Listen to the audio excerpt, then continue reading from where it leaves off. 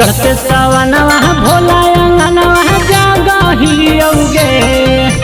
चढ़ते सवनवा भोला भवनवा जागहियौगे। छौरी गे तोरे हम शिव जी से मांगहियौगे। छौरी गे तोरे हम शिव जी से मांगहियौगे। साँझ सवेरे भोला के गोड़ा लागहियौगे।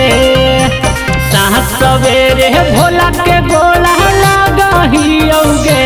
छौरी के तोरे हम शिव जी से मांगहियौगे। छौरी के तोरे हम शिव जी से मांगहियौगे।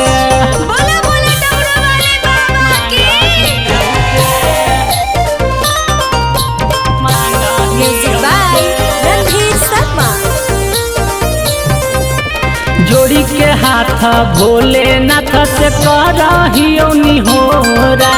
हमनी दुनू के प्यार बाबा करी है जरूर पूरा। जोड़ी के हाथ भोलेनाथ से करहियो निहोरा। हमनी दुनू के प्यार बाबा करी है जरूर पूरा। भोला नजरिया से दूर कबो न भागो हियौगे। भोला नजरिया से दूर कबो न भागो हियौगे। छौरी के तोरे हम शिव जी से मांगहियौगे। छौरी के तोरे हम शिव जी से मांगहियौगे।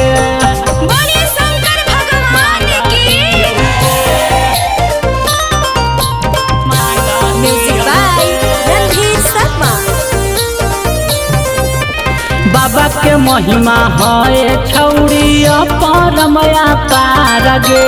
हमनी दुनू के सपना सब करथिन साकार गे।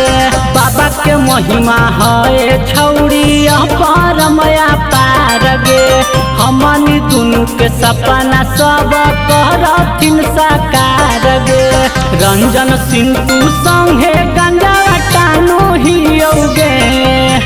सिंटू रंजन संगे गंजा टानो हियौगे।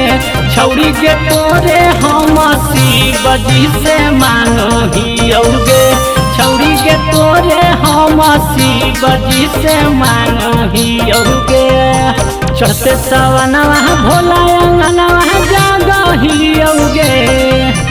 चढ़ते सवनवा भोला भवनवा जागहियौगे। छौरी के तोरे हम शिव जी से मांगहियौगे। छौरी के तोरे हम शिव जी से मांगहियौगे।